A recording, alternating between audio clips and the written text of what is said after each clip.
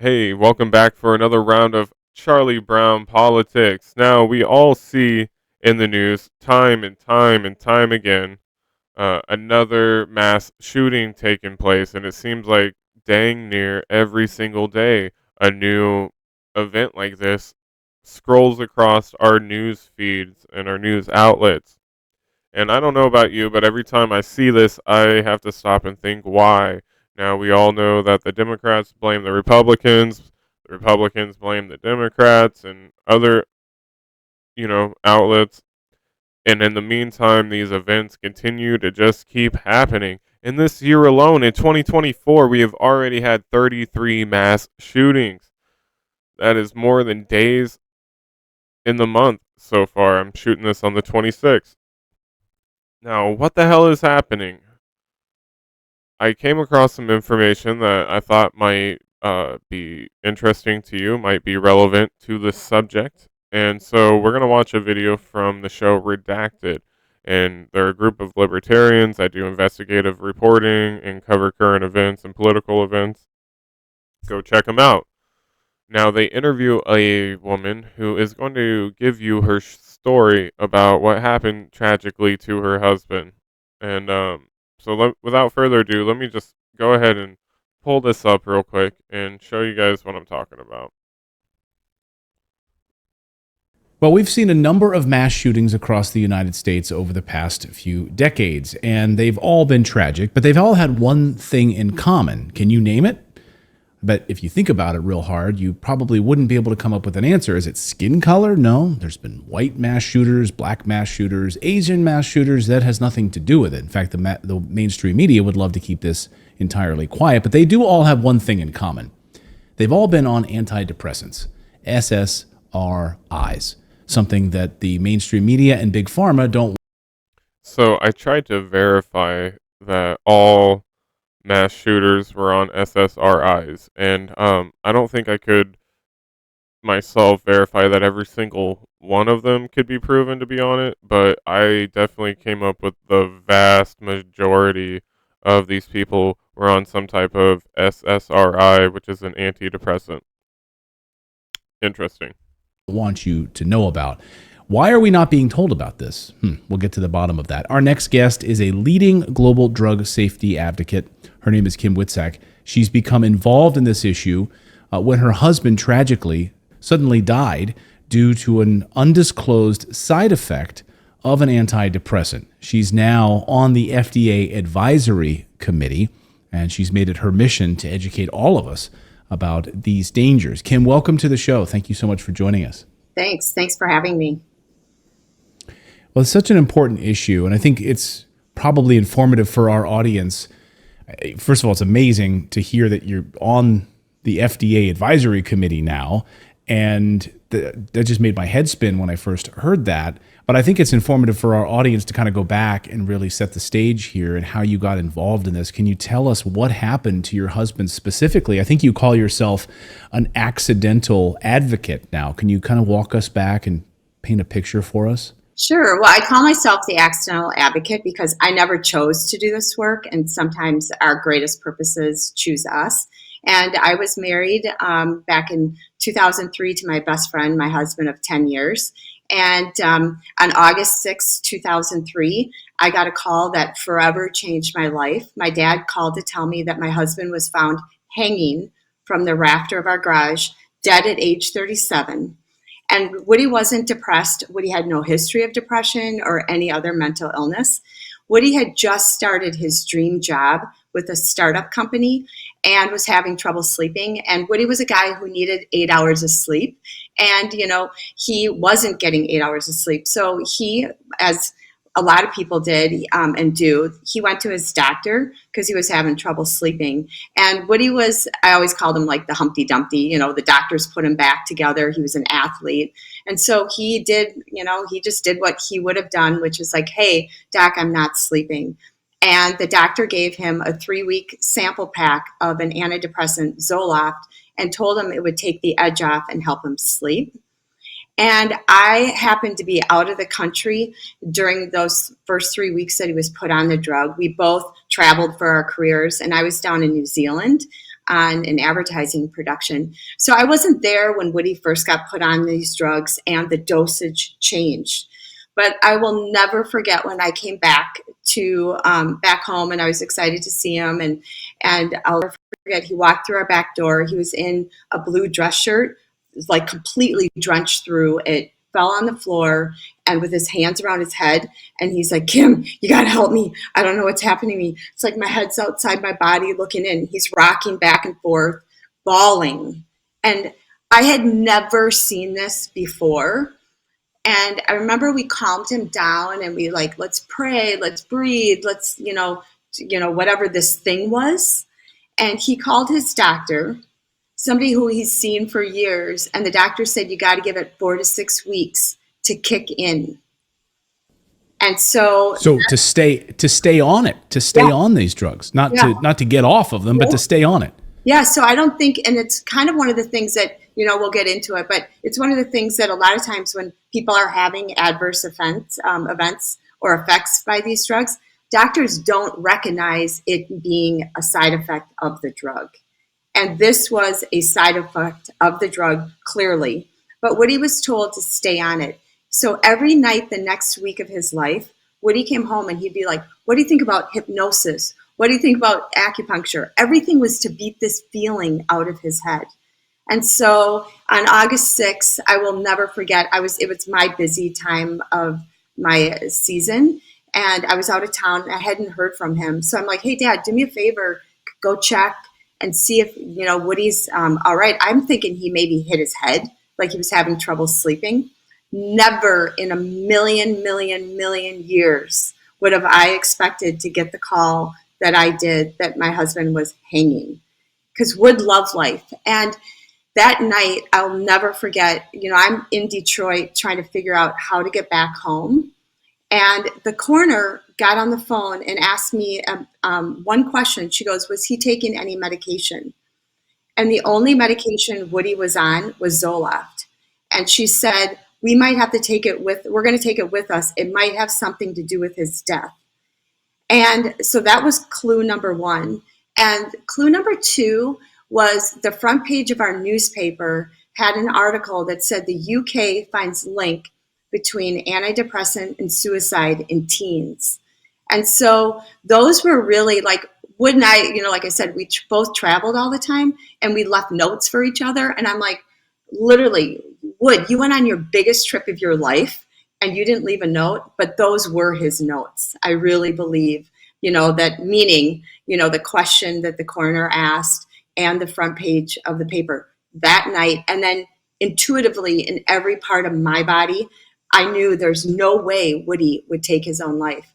So really my brother-in-law Googled that night, Googled Zoloft and suicide, and literally we had no idea that in 1991, the FDA held hearings on the link between violence and suicide and Prozac. And at that time, all of the committee members voted, they said, nope, we don't see any, there's no link. Fast forward, the FDA tells Eli Lilly to study suicidality. They never did. The FDA never followed up. Meanwhile, we now get Zoloft on the market. We have Paxil on the market. It gets approved for kids. And that is really the scenario of what was going on in 2003 when my husband died tragically. All right. Well, before we continue, let me just put that in context because I'm on YouTube and that all-knowing eye is watching me. I'm sure all those products that she just mentioned are safe and effective, and you should get your advice from your doctor and listen to Bill Gates and the WHO on the actual stuff. All the stuff this lady just said, she's a quack. Okay, but let's continue. I know what you guys might be thinking. Correlation doesn't equal causation. Yes, but I think that there's enough information here for us to at least look further into it. Now, she literally just said that there have been you know, FDA hearings about the links between these SSRIs and violence and people taking their own lives. You know, so what's really going on here? No, we can't for 100% say that this is the reason. No, that life isn't black or white like this. But we all know that this side of the story on these mass shootings isn't getting portrayed or isn't even getting talked about. Um, you know, I literally had to put that context a few seconds ago. Pfizer owns YouTube. You know, they're huge contribution. They make huge contributions to Google and everybody else that we get our information on. So it's no wonder why this information is being suppressed and pushed under the rug. Now, the next thing that I want to show you guys is just an article that I found discussing this, and I'm sure this article is a bunch of quack stuff too. We're just reading it for kicks and giggles here. Don't actually do your own research, people, and take the time to read things. Okay, just like I said, trust YouTube and the WHO, and all the information that I'm giving you is a bunch of crap. All right, here we go. So, connections between SSRI and murder. In most cases, the vast majority of people who suffer from mental illness, and I got this from PsychReg. Sorry, I didn't mention that. Yeah, let's continue. Connections between SSRI and murder. In most cases, the vast majority of people who suffer from mental illness are nonviolent. Even those who self-harm are highly unlikely to hurt others. In fact, these individuals are more likely to become victims of violent crimes than the general public.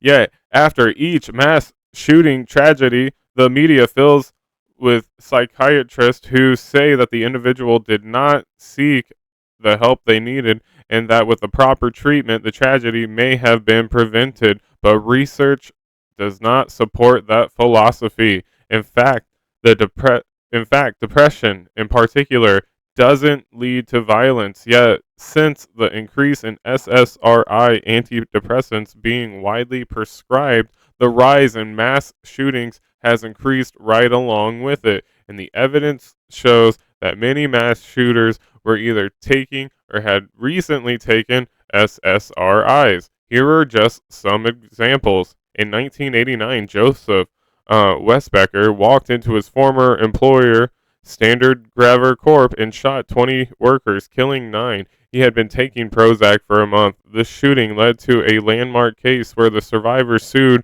the makers of Prozac. Let's go on because there's a bunch of examples here. Jared Victor was 15 when he was prescribed Paxil. 10 days after starting it, Victor stabbed his grandmother 61 times. At 18, Kurt Danish murdered his father just 17 days after being prescribed Prozac by his family doctor, who failed to do even one psychological test. During his police confession, Danish told police that the medication made him feel odd. I just act differently. I don't have the energy or personality I used to. I spend half the time in trance. Luke Woodham stabbed his mother, then traveled to Pearl High School, where he was enrolled, using a 30-30 shotgun, or 30-30, to shoot 2 students and wound 6 others. And so it goes on and on. Okay. Like I said, does correlation equal causation?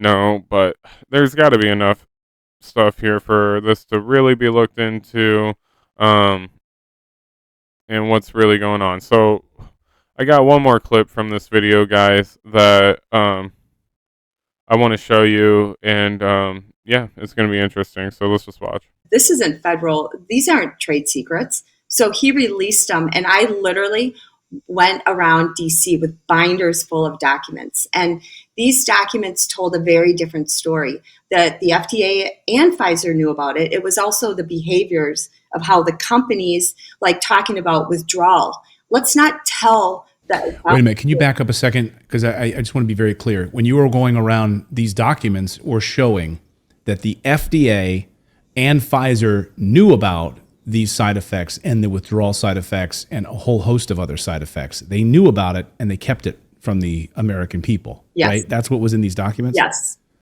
And the side effects that she's talking about is the link to, the side effect might be that the person wants to inflict violence upon themselves or to others. And so, yeah, that's the part that I wanted you guys to know, that the FDA knew about these side effects, but still swept them under the rug. And I wonder why that happened. It's not. It can't be because our FDA is totally bought and controlled by these pharmaceutical companies that give them fancy jobs after they pass certain drugs for them. No, that probably isn't it. Um, yeah. I'm gonna cover my ass one more time. Everything you just heard was probably a bunch of quack. Listen to the WHO. Listen to YouTube and your doctors. They know way better than these lunatics. But what's really going on here? I don't know, guys. This is information that definitely needs to have more people look into it. You heard the story of what this woman had to go through and what happened to her husband. And she did get a spot on the FDA's board of like safety or something like that. But within that interview, she says it was just like an appeasement. It does nothing. She's the only one that votes no on this, and then everybody just else votes yes, and it passes anyway. So I don't know. Just I thought this was interesting. It's obviously a sensitive subject, and but only in America this happens time and time again, and we all need to start asking why. And you know, um,